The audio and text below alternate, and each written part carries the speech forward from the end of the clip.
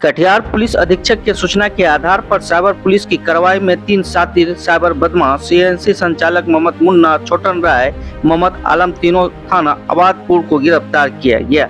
गिरफ्तार अपराधियों के पास से विभिन्न बैंक के 57 एटीएम कार्ड, विभिन्न बैंकों का 8 फर्जी मोहर, 83 आधार कार्ड का 6 प्रति, बैंक का 117 passbook, 20 chequebook, 14 pan card, 4 mobile, 2 thumb impression machine, 2 monitor, 17 voter ID card, 2 laptop, 2 printer, 20 SIM card एवं 2 मोटरसाइकिल आदि चीजें बरामद किया गया। पुलिस उपाधीक्षक सह साइबर थाना अध्यक्ष सद्दाम हुसैन ने बताया कि गिरफ्तार साइबर अपराधी सीएनसी चलाते थे और सीएनसी चलाने के आड़ में गांव-गांव के भोले भाले लोग जो उनके पास खाता खुलवाने, पैसे निकलवाने, फोटो कॉपी करवाने, कोई भी ऑनलाइन काम करवाने आते थे, उन ग्राहकों का आधार कार्ड एवं अन्य डाटा अपने पास रखकर विभिन्न बैंकों में खाता खुलवाते थे और एटीएम अपने पास रख लेते थे और इन्हीं के नाम से सिम भी निकलवा लेते थे, जो ग्राहक को पता भी नहीं चल पाता था। फिर खाता, एटीएम, सिम को बंगाल में बैठे इनके अपराधी साथी को कमीशन पर सप्लाई कर देते थे, जिसमें ये लोग साइबर ठगी के रुपया का लेन देन करते थे एवं साथ ही बंगाल के साइबर अपराधियों का पैसा भी विभिन्न खाता में मंगवाकर स्थानीय एटीएम एवं सीएनसी से नकद ले लेते थे। उन्होंने कहा कि गिरफ्तार तीनों अपराधी खुद सीएनसी चलाते थे, जिसे पुलिस अधीक्षक के आदेशानुसार छापेमारी कर गिरफ्तार किया गया है। आबादपुर थाना क्षेत्र से 3 साइबर अपराधी की गिरफ्तारी हुई है और ये जो साइबर अपराधी है बेसिकली ये लोग कॉमन सर्विस सेंटर चलाते थे तीनों अलग अलग जगहों पर आबादपुर थाना क्षेत्र में ही।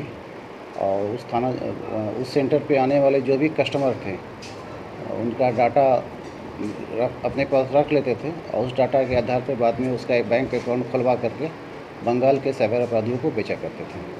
ये लोग सर कैसे लोगों को अपना शिकार बनाते थे? ग्रामीण भोली भाली जनता आती थी वहाँ पे आधार कार्ड बनवाने के लिए, पैन कार्ड के लिए, वोटर आईडी के लिए, जाति निवास वगैरह बनवाने के लिए आती थी। उसी क्रम में ये लोग सारा डाटा से वहाँ से अपने पास रख लेते थे और इस बात को इन्होंने स्वीकारा भी है, अपने अपराध में स्वीकारा भी इसको। क्या क्या बरामद है इस मामले में? इसमें 57 एटीएम बरामद हुए हैं, 2 थंब इम्प्रेशन मशीन है, विभिन्न सरकारी और प्राइवेट बैंकों के मोहर भी हैं, एंड्रॉयड मोबाइल 4 है, 2 कीपैड मोबाइल है, 2 बाइक है, 117 पासबुक है, बैंक पासबुक और 20 बैंक चेक है, 14 पैन कार्ड है, 2 मॉनिटर है, वोटर आईडी 77 पीस है, लैपटॉप 4 है, 7 प्रिंटर है और सिम कार्ड 20 है। ये सब चीज़ें बरामद हैं। पकड़ में कैसे आया, कैसे खुलासा? एक्चुअली में एक तो हम लोग को जो सेंट्रल होम मिनिस्ट्री का जो साइट है वहाँ से लगातार कंप्लेन आ रहा था कि वहाँ पे एक तरह का नेटवर्क चल रहा है और स्थानीय 2-3 लोग भी शिकायत किए थे, क्योंकि उसके सीएसपी पर लोग गए थे और उसके यहाँ से पैसा लेने के बाद 2 दिन के बाद किसी साइबर कंप्लेन के द्वारा उसका बैंक अकाउंट सीज कर लिया था। इस तरह हम लोग लगातार काम कर रहे थे वहाँ पर। इसमें हमने एक एफआईआर भी दर्ज किया है इस संबंध। कितने लोगों को अब तक इन्होंने अपना टारगेट बनाया? इन्होंने तो स्वीकारा है कि 50 से ज़्यादा लोगों को हमने अब तक 50 से ज़्यादा लोगों का हमने बैंक अकाउंट बेचा था और पैसा मंगवाया था। सर ये तीनों जो है इनका क्या आपराधिक इतिहास रहा है या इस तरह से?